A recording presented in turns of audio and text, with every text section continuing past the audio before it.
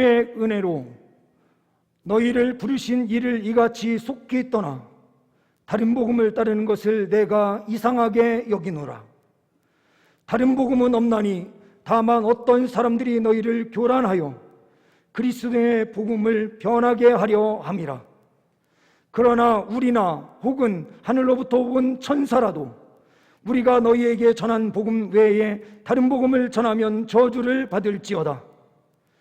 우리가 전에 말하였거니와 내가 지금 다시 말하노니 만일 누구든지 너희가 받은 것 외에 다른 복음을 전하면 저주를 받을지어다.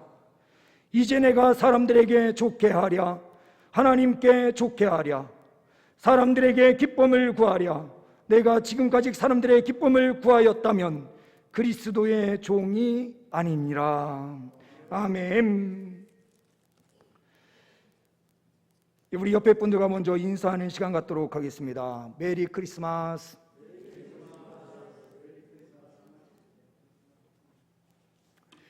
예, 한 번 더 인사하십니다. 사랑합니다. 사랑합니다. 이 시간 주님 앞에 나오셔서 또한 온라인으로 예배 드리시는 우리 모든 성도님들 위해 하나님의 충만함의 은혜의 역사가 함께 하시기를 간절히 소망합니다. 오늘은 우리가 성경주일로 지키게 됩니다. 그러나 우리가 앞부분에서도 보았지만 교동문에서도 성서주일로 되어 있고요, 우리의 달력도 성서주일로 기록되어 있는 것을 보게 됩니다. 그러나 우리 합동 측에서는 성서라는 표현보다는 성경이다라는 표현을 씁니다. 그 이유는 성서라고 하는 표현이 거룩한 책, 하나님의 말씀, 거룩한 말씀이 기록된 책 정도로 이야기하면서 일부의 말씀만 하나님의 말씀이고 사람의 말과 기록이 기록되어 있다라고 말하는 복음주의의 탈을 쓴 일부의 잘못된 그러한 사람들의 주장이 성서라고 하는 표현으로 사용될 때가 많이 있기 때문에 우리는 성서라는 표현보다는 성경으로 표현합니다. 그래서 제가 굳이 성경주일이다라고 기록을 했습니다. 그러나 우리가 반드시 기억해야 될 부분이 있습니다. 성경으로 우리는 반드시 쓰되 성서로 쓰는 분들을 굳이 우리가 너무 재단하거나 그 사람의 사상이 잘못된 것처럼 오해할 필요는 없다라는 것입니다. 그들도 하나님의 사랑으로 품고 나아가는 사람들이 더 성숙한 사람들입니다. 그러므로 우리 교회의 모든 성도님들께서는 정확한 표현을 사용하시되 그 표현을 쓰지 않는 사람들까지도 포용하며 달려갈 수 있는 귀한 은혜의 백성들 되시기를 간절히 소망합니다. 바르게 믿기 위해서는 신학이 정말로 중요합니다. 13세기 초 빈민 출신이었던 징기스칸에 의해서 중국 대륙은 몽고 제국이라고 하는 곧 원나라를 이루게 됩니다. 그 전에 당나라에서 당태종인 이세민도 예수 그리스도의 복음을 받아들였습니다. 몽고 제국이 전성기에 이르렀을 때에 전 지구의 4분의 1, 우리가 잘 알고 있는 바벨로니아 제국, 그리고 또한 아수르 제국, 그리고 로마 제국, 이 모든 제국보다도 더 큰 광대한 영토를 가지고 있었던 그 제국이 있는데 그 제국이 바로 몽고 제국입니다. 이 광대한 영토를 지배했던 징기스칸은 기독교를 만나게 되고 이 기독교를 호의적으로 생각을 하게 됩니다. 그래서 신앙의 자유도 다 허락해 주고요, 군대 안에 군목제도까지 만들어서 어떤 병영에는 800개에 달하는 예배 초소를 둘 정도로 기독교는 왕성하게 퍼져나가기 시작했습니다. 원나라가 기독교 국가다라고 말할 정도로 완전히 퍼져 나아갈 수 있었습니다. 마침내 징기스칸의 손자 때인 3대째 왕인 구육왕, 그때에 이르러서는 왕의 어머니가 독실한 기독교인이었을 뿐만 아니라 왕 자신인 구육왕도 신실한 크리스찬이었습니다. 또한 총리와 2명의 고위 관리도 기독교인이었고, 서방에서나 열릴 수 있었던 신학 토론 회의도 몽고 제국 안에서 스스로 만들어내서 토론할 정도로 그 능력이 어마어마한 종교가 됩니다. 구육왕이 집권하면서 잔인한 사륙전쟁도 다 사라집니다. 그 이유는 기독교인이었기 때문에 그렇습니다. 구육왕은 기독교 원리를 제국 전체에 도입하려고 시도했고, 수많은 신학교와 교회가 제국 전역에 세워지게 됩니다. 그런데 안타깝게도 구육은 6년간이라는 짧은 기간 동안 통치하고 죽음을 맞이합니다. 구육의 아들인 망부왕은 구육만큼 신실한 기독교인은 아니었으나 적어도 형식적으로는 기독교인이었습니다. 그래서 제국에 기독교를 온전히 세우기 위해서 열심을 내기도 하였습니다. 그런데 이처럼 전무후무할 정도로 융성했던 몽고 제국의 기독교가 갑자기 몽고 제국이 망하기 전에 완전히 사라집니다. 그 이유가 무엇일까요? 제가 일부 예배 전에 아내에게 전화를 해서 제가 이 이야기를 여기까지만 딱 하고요, 그 원인이 뭘까요? 딱 그랬더니 도대체 뭔가요? 라고 했대. 설교 시간에 들으세요. 제가 이렇게 이야기를 했는데요, 아내에게는 이제 이 시간이 이제 2부 말씀 시간이 되는 겁니다. 우리 성도님들은 그 이유가 뭐라고 생각을 하십니까?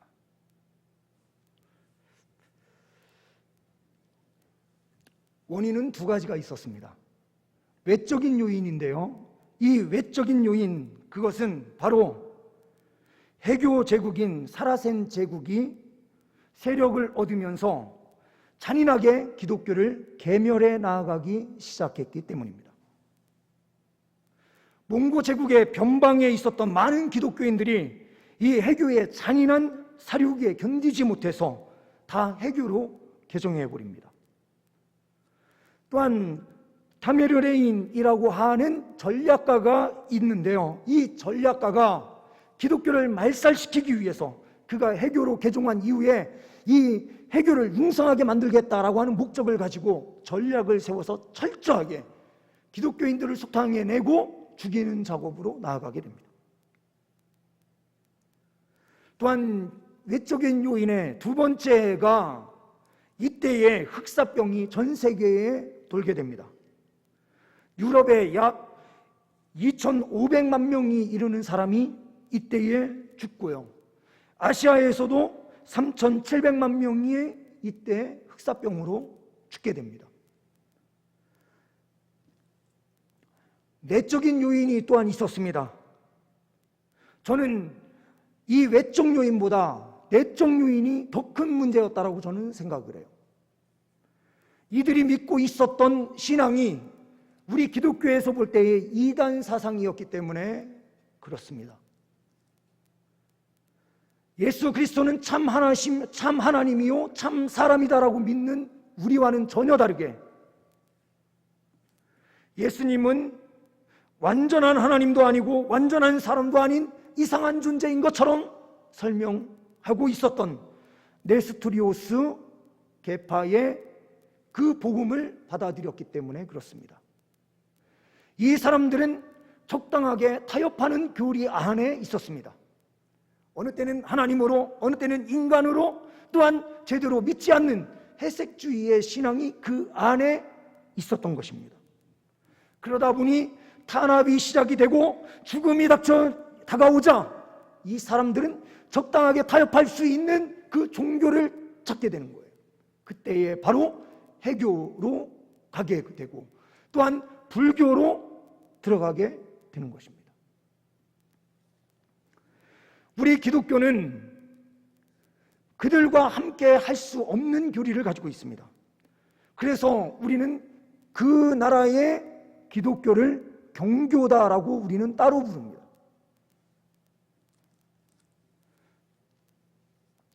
우리는 불교의 교리와 전혀 함께 할 수 없는 가장 중요한 것, 예수 그리스도께서 우리를 구원하시기 위해서 어떠한 일을 베푸십니까? 자기 아들을 내어주심으로 죽음에 이르게 하세요. 불교는 살상이 금지되어 있습니다. 그러니 피의 이 속죄에 대하여 제대로 설명할 수가 없는 거예요. 경교가 하나님의 말씀에 타협을 하는 그 순간, 세상과 타협하는 그 순간 하나님의 피구속의 역사를 온전히 전할 수가 없었던 것입니다. 피를 뺀 일부의 교리만 기독교 교리를 그들에게 전했던 거예요. 그러다 보니 불교나 기독교나 경교나 별 차이가 없다라고 생각하는 수많은 사람들이 어려움이 닥치자 불교로 다 돌아간 것입니다. 신학은 너무나도 중요합니다. 오늘 7절 말씀에 다른 복음은 없나니 다만 어떤 사람들이 너희를 교란하여 그리스도의 복음을 변하게 하려 함이라. 너희를 교란시켰다라는 것은 무엇입니까? 갈라디아 교인들도 성경책을 가지고 있었고요, 그들은 하나님의 말씀을 사모하는 사람들이었어요. 그런데 이들이 넘어질 수밖에 없었던 이유는 무엇입니까?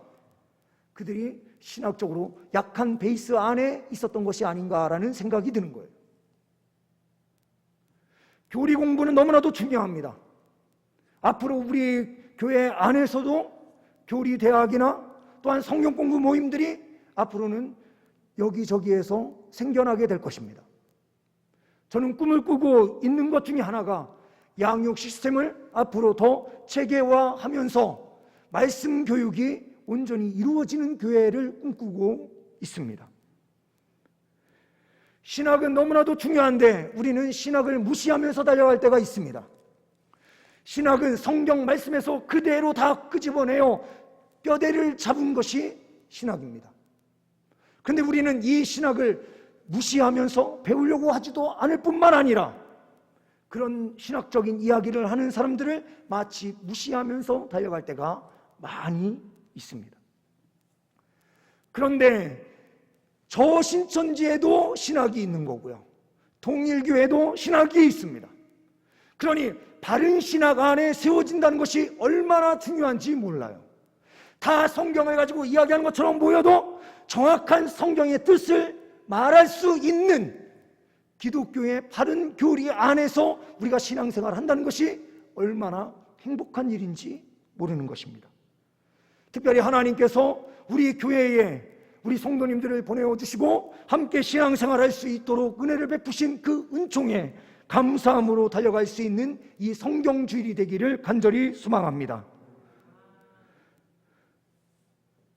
우리는 또한 신학적 체계, 하나님 말씀 위에 분명하게 서서 확신하면서 나아가야 됩니다. 8절과 9절 말씀을 보시면 우리나 혹은 하늘로부터 온 천사라도 우리가 너희에게 전한 복음 외에 다른 복음을 전하면 저주를 받을지어다. 이것은 바울의 확신입니다. 자기가 가지고 있는 복음이, 이 복음은 완전한 복음임을 확신하고 있는 것입니다. 순수한 복음임을 확신하고 있는 것입니다. 그러므로 이 복음 외에 다른 것으로 구원을 이야기하면 그것은 저주받는 일이다 라고 선언할 수 있었던 것입니다. 우리는 어떠한 확신을 가지고 있습니까? 하나님의 말씀을 들고 세상에 나아가서 우리는 흔들림으로 살아가는 것은 아닙니까? 하나님의 말씀을 확신 있게 선포하고 전해야 될 그리스도인임에서도 우리는 우리 스스로 확신하지 못하고 있는 것은 아닙니까? 이 세상에 참다운 구원의 역사를 이룰 수 있는 것은 우리가 가진 복음, 바로 예수 그리스도의 십자가의 죽으심과 부활하심에 이 복음의 역사가 있다는 것을 우리가 혹시 타협하면서 살아가는 것은 아닙니까?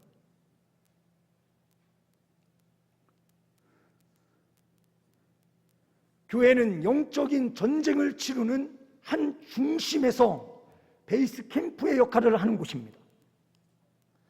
영적인 전투는 어떠한 전투입니까? 간결하게 이야기하면 진리를 사수하는 싸움이에요. 하나님의 말씀을 지키느냐 지키지 못하느냐의 문제예요. 영적인 분별력이라고 하는 이 부분도 말씀 안에서 우리가 하나님의 뜻대로 살 것이냐 살지 못하느냐의 문제를 우리가 믿음의 눈으로 볼 수 있느냐 보지 못하느냐의 문제예요. 우리 성도님들은 어떠한 삶을 사시고 계십니까? 진리, 성경 말씀에 대하여 확신하면서 그 말씀 위에 나 자신이 서기를 열망하면서 정말 믿음으로 달려가고 계십니까? 영적 전쟁에서 확신을 가지고 승리하실 수 있는 주의 백성들 되시기를 간절히 소망합니다. 저는 설교를 하더라도 제가 확신 있는 것을 설교하고 싶어 하는 사람이에요. 대충 적당하게 무엇인가 이야기하고 싶은 생각이 없어요. 그리고 제가 사랑하고 좋아하는 목사님들은 다 그러신 목사님들이에요.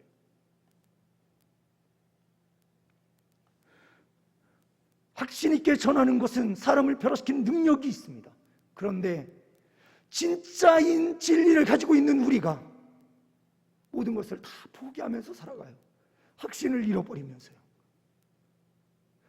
이단 진리를 가지고 있는 자들이, 가짜인 복음을 가지고 있는 자들이 더 확신을 가지고 살아가는 이 세상이 아닌가라는 생각이 들어요. 너무나도 안타까운 현실입니다. 또한 우리는 분명하게 보아야 되는 것, 10절 말씀에 이제 내가 사람들에게 좋게 하랴, 하나님께 좋게 하랴, 사람들에게 기쁨을 구하랴. 내가 지금까지 사람들의 기쁨을 구하였다면 그리스도의 종이 아니니라. 이것은 복음과 진리를 위해서 타협하는 삶을 살아서는 안 된다라는 말씀입니다. 우리가 신학도 바른 신학을 하는 것도 중요하고 믿음의 진리를 확신하는 것도 중요하지만 타협하지 않는 신앙이 매우 중요합니다. 우리는 복음에 목숨을 걸어야 합니다. 사람을 기쁘게 하는 위한 길이 아닌 하나님을 기쁘시게 하는 길로 믿음으로 전진해야 합니다. 복음은 타협할 때에는 생명력을 잃어버립니다. 복음은 세상과 함께 가려고 할 때에 아무것도 능력이 나타나지 않습니다. 몽고 제국에 그렇게 흥왕했던 기독교의 역사가 한순간 쓰러진 것은 세상의 것과 적당히 타협하는 그들의 믿음이 있었기 때문에 그렇습니다. 타협하지 않고 하나님의 말씀을 가지고 그대로 선포하고 그대로 살려고 노력하는 사람들을 통하여 하나님의 나라는 굳건하게 세워지는 것입니다. 안식일의 개념, 하나님 앞에 예배하는 예배, 이 모든 것도 타협함 없이 하나님 앞에 어떠한 장소에 있든 진실한 예배를 드리기 위하여, 영과 진리로 드리는 예배를 위하여 힘쓰며 달려가는 그리스도인들을 통하여 이 땅은 변화되고 새롭게 되는 것입니다. 대학에 가는 일보다 더 중요한 것, 취업을 하는 것보다 더 중요한 것, 승진보다도 더 중요한 것, 그 어떠한 일보다도 더 중요한 것은 하나님의 진리의 말씀 위에 우리가 굳건하게 세워지고 타협하지 않는 것입니다. 그러나 우리는 세상의 것과 적당하게 타협하면서 우리는 살아갑니다. 타협하지 말아야 될 것에 대해서는 타협하고, 타협해도 되는 부분에서는 타협하지 않는 어리석은 모습이 우리의 모습이에요.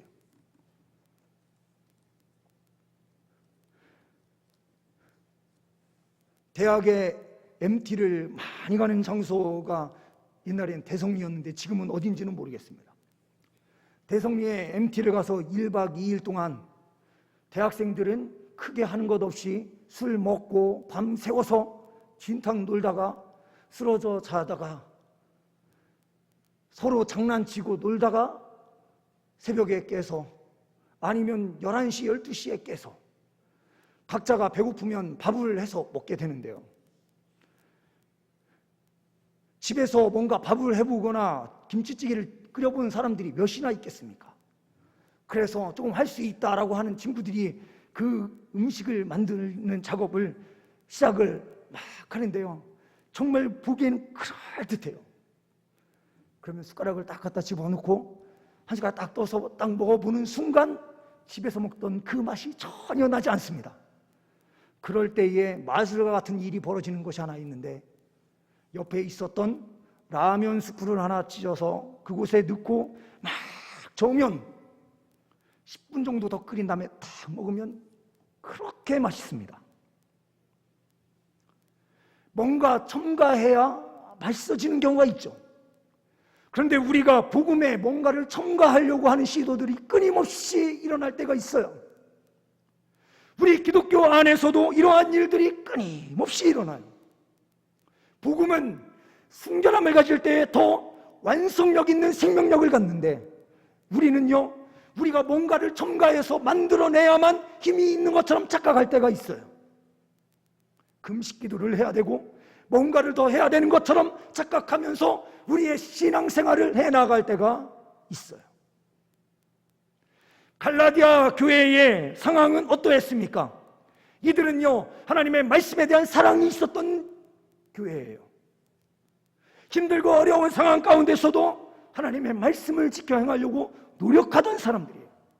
그런데 이들이 볼 때에 이 복음이 너무나도 쉬운 거예요. 예수 그리스도의 십자가의 죽으심과 부활의 이 복음 하나면 구원이 이루어진다라고 하는 이 말이, 유대인들이 들어와서 이야기하는 그 말에, 그래, 우리가 뭔지 율법대로 사는 삶이 있어야 더 큰 구원의 역사를 이루는 것 아닐까? 율법대로 살아야 하나님 나라를 위해서 내가 무엇인가 하는 것 아닐까? 내가 구원받는 데 있어서 율법대로 행하는 그 삶이 있어야 뭔가 되는 게 아닐까라고 하는 착각이 있었던 거예요. 그래서 하나님을 사랑한다라고 하는 그 마음으로 복음뿐만 아니라 율법도 함께 행하는 것이 맞다라고 생각을 했었던 거죠. 그러나 그 생각이 틀린 것입니다. 복음은 복음 하나만으로 충분합니다. 그러나 우리는 잊지 말아야 될 것이 하나 있습니다. 교회의 성장을 위한 성장은 분명히 비성경적이고 잘못된 것입니다. 그러나 복음의 말씀을 부여잡고 살고자 하는 그 믿음의 공동체 안에는 끊임없이 성장이 일어납니다. 복음 전도하는 이유가 무엇입니까? 교회를 성장시켜서 우리가 잘 먹고 잘 살자고 우리가 그러한 일을 수행하는 것입니까? 교회의 성장주의를 비판하는 수많은 사람들 가운데에 복음 전도하는 일을 포기해버렸던 사람들이 그것을 정당화하기 위해서 복음 전도하는 것은 교회 성장을 위한 일이고 그것은 하나님이 기뻐하시는 것이 아니야. 그러므로 우리는 전도하는 일을 다 내려놓고 이제는 말씀 연구에만 집중해야 돼 라고 말을 하고 있는 것입니다. 하나님의 복음 전도하는 그 일을 포기하는 순간 기독교는 생명력을 잃어버립니다. 예수 그리스도의 십자가의 죽으심과 부활의 그 역사를 선포하고 전하는 사람들의 그 행동을 통하여 하나님의 나라는 확장되는 거예요. 더 깊이 하나님의 십자가가 세상 가운데 온전히 세워지는 것입니다. 마케팅에 물든 기독교, 뭐에 물든 기독교라고 하면서 시리즈로 책들이 나온 것을 우리는 15년 전에 많이 읽었습니다. 그 토론도 많이 했습니다.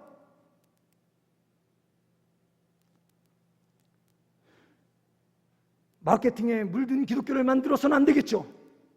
그러나 반대로 복음을 위해서, 복음 전도를 위해서 어떠한 효과적인 방법을 만들어낼 수 있을까? 이것은 교회에서 끊임없이 만들어내야 될 문제예요.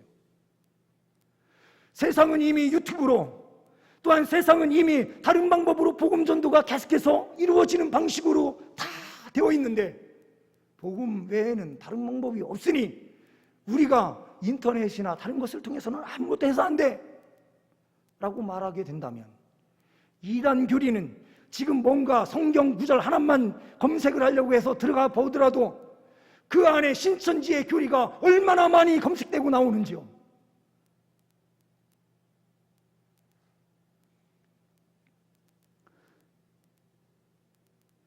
다양한 방법으로 어떻게 하면 순결한 복음, 살아서 역사하시는 이 복음을 우리가 전할까 끊임없이 연구하고 생각을 하는 것이 교회 아닌가요?